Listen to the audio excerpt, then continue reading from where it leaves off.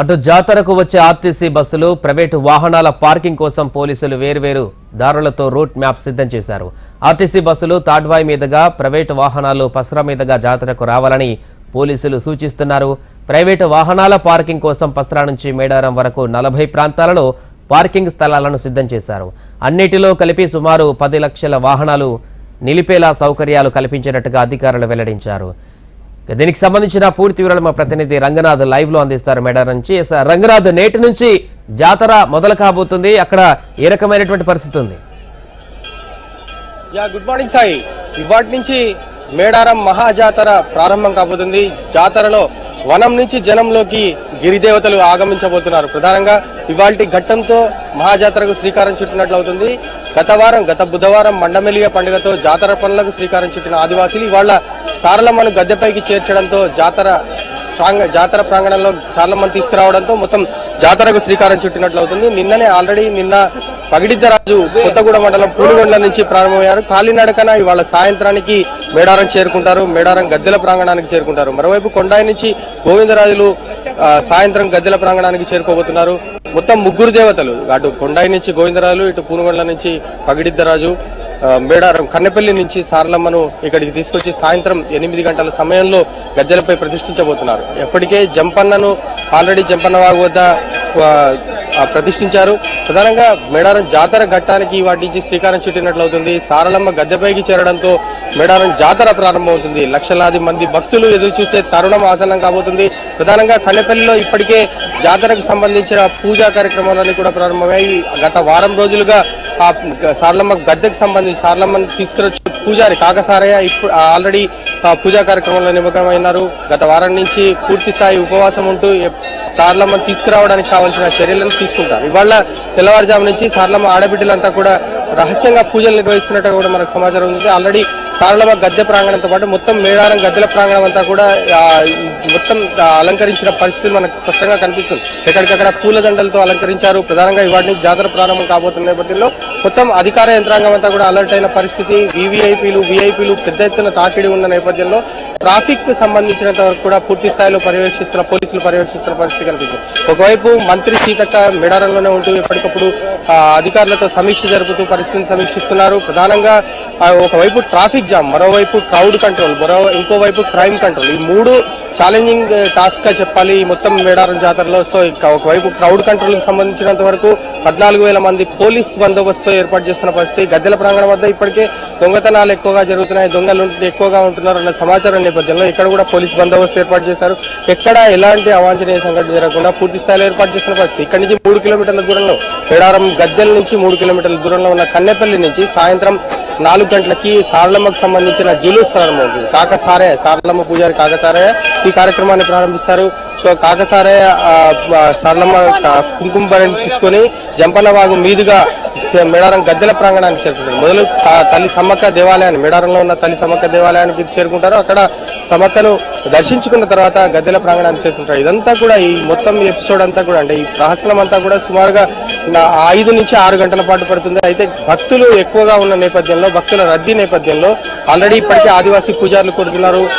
పెద్ద ఎత్తున రోప్ పార్టీలు ఏర్పాటు చేశారు. ఎక్కడ తమకు ఇబ్బంది కలిగించొద్దు, భక్తుల సంఖ్య ఎక్కువ అవుతున్న నేపథ్యంలో సారలమ్మ తీసుకొచ్చే పూజారిని తగలాలంటూ భక్తులు ప్రయత్నిస్తారు. కాబట్టి అదంతా కూడా క్రౌడ్ కంట్రోల్ చేయాలంటూ కూడా ఆదివాసీ పూజారులు ఇప్పటికే మంత్రికి విన్నవించుకున్న పరిస్థితి. ఈ నేపథ్యంలో ఎవరిని కూడా అంటే భక్తులందరినీ కూడా పూర్తిగా దూరంగా ఉంచి 2 రోప్ పార్టీల నేపథ్యంలోనే ఇది 2 రోప్ పార్టీల ఆధ్వర్యంలో సారలమ్మ జులూస్ కొనసాగుతుంది. సారలమ్మ ర్యాలీగా సారలమ్మను తీసుకొచ్చే పూజారులు జంపన్న వాగు మీదుగా మేడారం గద్దెల ప్రాంగణానికి చేరుకుంటారు. ఇదంతా కూడా సాయంత్రం 8 గంటల నుంచి 9 గంటల సమయంలో పూర్తిగా గద్దెలపై ప్రతిష్ఠిస్తారు.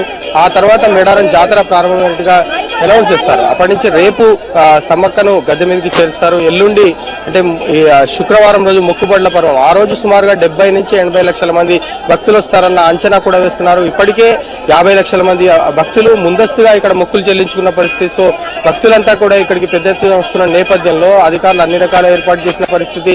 సో ప్రతి చోట చూడొచ్చు భక్తులంతా కూడా ఎక్కడెక్కడి నుంచో ఇక్కడికి వస్తున్నారు. వీళ్ళంతా కూడా తాము మొక్కుబడులు చెల్లించుకోవడం, ప్రధానంగా మేడారం జాతరలో మొక్కుబడులు చెల్లించుకోవడం అనేది ఆనవాయితీగా వస్తుంది. సో ఆ భక్తులు ఇక్కడ మొక్కుబళ్ళు చెల్లించుకోవడం ద్వారా తమ కోరికలు నివేదించుకోవడం, తీరిన కోరికలు తీరిన తర్వాత వాటికి సంబంధించిన మొక్కులు చెల్లించుకోవడం, అందులో ప్రధానంగా బంగారం, బెల్లంగా చెప్పుకునే బంగారం ఇక్కడ సమర్పించుకోవడం అనే ఆనవాయితీగా వస్తుంది. సో మొక్కుబళ్ళే ఈ మొత్తం జాతర కీలకంగా చెప్పుకోవాలి. వనం నుంచి ఈ 4 రోజులు చాలా కీలకమైన ఘట్టాలు. అయితే గత నెల 15 రోజులుగానే ఇక్కడికి భక్తులు పెద్ద ఎత్తున వస్తున్న నేపథ్యంలో ప్రతి చోట కూడా ఇందుకు సంబంధించిన ఏర్పాట్లన్నీ కూడా చేశారు. ఆల్రెడీ బంగారం అంటే బెల్లం ఏదైతే ఉందో దాన్ని ఫ్రీగా డిస్ట్రిబ్యూట్ చేస్తామని మంత్రి చెప్తున్నారు. దీనికి సంబంధించిన అనౌన్స్మెంట్ కూడా ఇవాళ జరగబోతుంది. భక్తులకు బెల్లం ప్రసాదంగా ఇచ్చే అవకాశం కూడా కనిపిస్తుంది. మరోవైపు బెల్లాన్ని ఇంటి వద్ద నుంచే అమ్మవార్లకు సమర్పించుకోవాల్సిన బంగారాన్ని అంటే బెల్లాన్ని కూడా ఇక్కడికి ఇచ్చుకునేందుకు వీలుగా పోస్టల్ శాఖ సమన్వయంతో దేవాదాయ శాఖ ఏర్పాట్లు కూడా చేసింది. సో అటు ఆర్టీసీ 6000 బస్సులు నడుపుతుంది. ఆర్టీసీ పెద్ద ఎత్తున గత జాతరతో పోలిస్తే ఈసారి రెట్టింపు స్థాయిలో బస్సులు నడుపుతున్న నేపథ్యంలో క్రౌడ్ ఎక్కడ ట్రాఫిక్ జామ్ కాకుండా బస్సులు పెద్ద ఎత్తున వస్తున్న నేపథ్యంలో ఒకవైపు మహాలక్ష్మి పథకం ద్వారా సుమారుగా 40 నుంచి 45 లక్షల మంది భక్తులు ఇక్కడికి పెద్ద ఎత్తున ఆర్టీసీ ద్వారా ప్రయాణించే అవకాశం కూడా ఉన్న నేపథ్యంలో ఆర్టీసీ స్టాఫ్స్ పెంచారు. ప్రధానంగా ఎక్కడ ఎలాంటి ఇబ్బందులు తలెత్తకుండా జాతరకు వచ్చే భక్తులు ఆర్టీసీ ద్వారానే ప్రయాణించాలని కూడా సూచిస్తున్న పరిస్థితి. ఈసారి జాతరలో ప్రధానంగా విఐపికి సంబంధించిన వ్యవహారంలో కూడా కొంత కీలక నిర్ణయాలు తీసుకున్నట్టుగా కూడా మనకు తెలుస్తుంది. ఎందుకంటే విఐపి పార్కింగ్ ఇక్కడి నుంచి సుమారు 6 కిలోమీటర్ల దూరం మీద ఉంచారు. ప్రధానంగా విఐపీల తాకిడి ప్రతి జాతరలో ఉంటుంది. దీనికి సంబంధించినంత వరకు పాస్ల జాతర ఎక్కువగా కనిపిస్తుంది. సో ఈసారి మంత్రి సీతక సామాన్య భక్తులే విఐపీలుగా చెప్తున్నారు. సో విఐపి పాస్లకు సంబంధించినంత వరకు కూడా నిన్న చాలా పెద్ద ఎత్తున ఇష్యూ కూడా జరిగాయి. అంటే ఒకవైపు క్రౌడ్ కంట్రోల్ చేయడం, మరోవైపు ట్రాఫిక్ కు సంబంధించినంత వరకు రెగ్యులేట్ చేయడం కోసం ఈ నిర్ణయం తీసుకుంటారని కూడా చెప్తున్నారు. ఇప్పటికే పోలీస్ శాఖకు సంబంధించిన అధికారులంతా కూడా ప్రధానమైన అధికారులంతా కూడా ఇక్కడ చెప్తున్నారు. సుమారు 4 ఐఏఎస్ అధికారుల నేపథ్యంలో ఈ జాతర మొత్తం నిర్వహిస్తున్న పరిస్థితి. గత జాతరలో ఏదైతే జాతరలు నిర్వహించిన అనుభవం ఉన్నదో వాళ్ళందరినీ కూడా జాతరలకు ప్రధాన అధికారులుగా నియమించారు. సో వాళ్ళంతా కూడా వాళ్ళ పర్యవేక్షణలో జాతర కొనసాగుతుందని చెప్పాలి. సాయంత్రం కన్నెపల్లి నుంచి సార్లమ్మ రాక ప్రారంభమైన తర్వాత, సార్లమ్మని తీసుకొచ్చే ఘట్టం ప్రారంభమైన తర్వాత అక్కడి నుంచి నేరుగా మేడారం చేరుకునే వరకు, గద్దెల ప్రాంగణం చేరుకునే వరకు కూడా అడుగడుగున పోలీస్ బందోబస్తు నడుమ, రోప్ పార్టీల నడుమ సార్లమ్మని ఇక్కడికి తీసుకొస్తారు. జంపన్న వాగు మీదుగా మేడారం సమ్మక్క దేవాలయం వద్దకు తీసుకొచ్చి ఆ తర్వాత గద్దెల ప్రాంగణానికి తీసుకొస్తారు. అప్పటికే వడిదరాజు గోవిందరాజు కూడా గద్దెల ప్రాంగణానికి చేరుకుంటారు. సో ఈ 3 దేవతలు గద్దెలపై కొలువు తీరిన తర్వాత పూర్తిగా జాతర ప్రారంభమైనట్టుగా చెప్పుకోవాలి. నిన్న సాయంత్రం కన్నెపల్లి నుంచి జంపన్న వాగు వద్దకు చేరుకున్నారు. నిన్న రాత్రి జంపన్న గద్దెపై ప్రతిష్ఠించారు. నాగలమ్మ కూడా అక్కడ ఆల్రెడీ ప్రతిష్ఠించేవారు. అయితే 2 దేవతలకు సంబంధించి పెద్ద ఎత్తున ప్రచారం లేకపోవడంతో కొంత పోలీస్ అధికారులు ఎక్కడ ఎలాంటి క్రైమ్స్ జరగకుండా, ఎలాంటి అవాంఛనీయ సంఘటన జరగకుండా జులూస్ దానికి సంబంధించిన ప్రదర్శనకు సంబంధించి ఇక్కడికి తీసుకొచ్చడం వల్ల వాళ్ళకి ప్రొటెక్షన్ కల్పించారు. సో మొత్తం మేడారం గద్దెల ప్రాంగణం అంతా కూడా సర్వాంగ సుందరంగా ముస్తాబైందని చెప్పాలి. ఇవాళ జాతర ప్రారంభం కాబోతున్న నేపథ్యంలో మాఘశుద్ధ పౌర్ణమి గడియల్లో, ప్రతి సంవత్సరం మాఘశుద్ధ పౌర్ణమి గడియల్లో మొదటి బుధవారం, ఆ పౌర్ణమికి ముందు వచ్చే బుధవారం జాతర నిర్వహించడం అనే ఆదివాసీ ఆనవాయితీగా వస్తుంది. ఇక్కడ ఎక్కడ కూడా గుళ్ళు గోపురాలు కనిపించవు. కేవలం ప్రకృతిని ఆరాధిస్తూ ప్రకృతినే దైవంగా పూజించే జాతర కావడంతో ఇక్కడికి వచ్చే భక్తులు కూడా అదే రైతులో ఇక్కడ బయట చాలా వరకు మేడారం అంతా కూడా ఒక గుడారంలా మారుతుంది.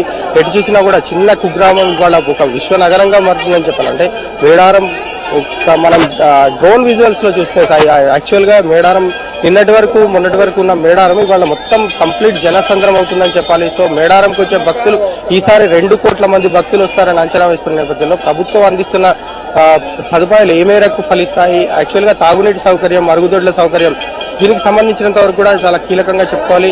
ఈసారి ఎండలు కూడా బాగా పెద్ద ఎత్తున కనిపిస్తున్న నేపథ్యంలో ప్రధానంగా ఎండాకాలం తాగునీటి వసతి ఏ మేరకు కల్పిస్తారన్నది కూడా కొంత టాస్క్ అని చెప్పాలి. అయితే భక్తులు మాత్రం స్వీయ నియంత్రణ పాటించాలి. సెల్ఫ్గా తాము ఇక్కడ నుంచి డైరెక్ట్ గా తమ వెంటే వాటర్ కూడా తీసుకొచ్చుకోవాలి. ఇక్కడ తాము సదుపాయం కల్పిస్తున్నప్పటికీ తాము స్వీయ నియంత్రణ పాటిస్తూ ముందుకు సాగాలని ఆల్రెడీ మంత్రి అధికారులు చెప్తున్న నేపథ్యంలో సో ఎక్కడ కూడా ఎలాంటి ఇబ్బందులు తలెత్తకుండా భక్తులు సెల్ఫ్ గా తమ నియంత్రణ పాటిస్తూనే అధికారులు ఏర్పాటు చేసిన ఏర్పాట్లను సద్వినియోగం చేసుకోవాలని కూడా కోరుతున్న పరిస్థితి కనిపిస్తుంది. ప్రధానంగా గద్దెల ప్రాంగణం నుంచి ఆ గద్దెల ప్రాంగణం వరకు వచ్చే భక్తులు ఎక్కడ వాళ్ళు తమ పూర్తిగా ప్రతి రూట్ మ్యాప్ ను ఆధారంగా చేసుకుని రావాలంటూ కూడా పోలీసులు చెప్తున్నారు. ఎటు చూసినా కూడా భక్తులు గత జాతరలతో పోలిస్తే ఈ జాతరకు పెద్ద ఎత్తున వస్తారు.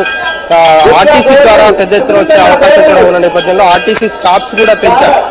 ఒకవైపు పోలీస్ శాఖ ఆర్టీసీ సమన్వయంతో పనిచేస్తున్న పడుతున్న మహమ్మద్ గౌస్పల్లి ములుగు దగ్గర మహమ్మద్ గౌస్పల్లి దగ్గర ట్రాఫిక్ జామ్ ఉండడంతో ఎప్పటికప్పుడు అధికారులు స్పందించారు. సో ఇదంతా కూడా ఈ జాతర ప్రారంభానికి ముందే జరగడంతో మళ్ళీ ఒకసారి సమీక్షించుకొని మళ్ళీ ట్రాఫిక్ జామ్స్ కాకుండా చూసే ప్రయత్నం కూడా జరుగుతుంది. సో విఐపీస్ సంబంధించిన వెహికల్స్ అన్ని కూడా నార్లాపూర్ మీదుగా తరలిస్తున్నారు. ప్రైవేట్ వెహికల్స్ అన్ని కూడా నార్లాపూర్ మీదుగా తరలిస్తున్నారు.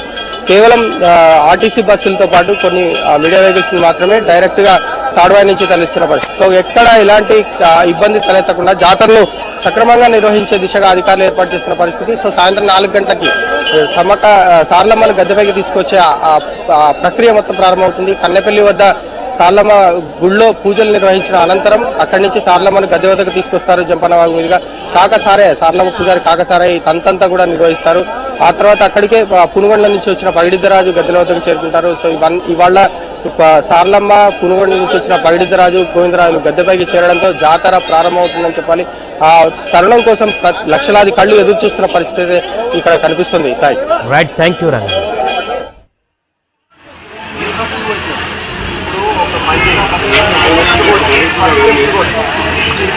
ఒక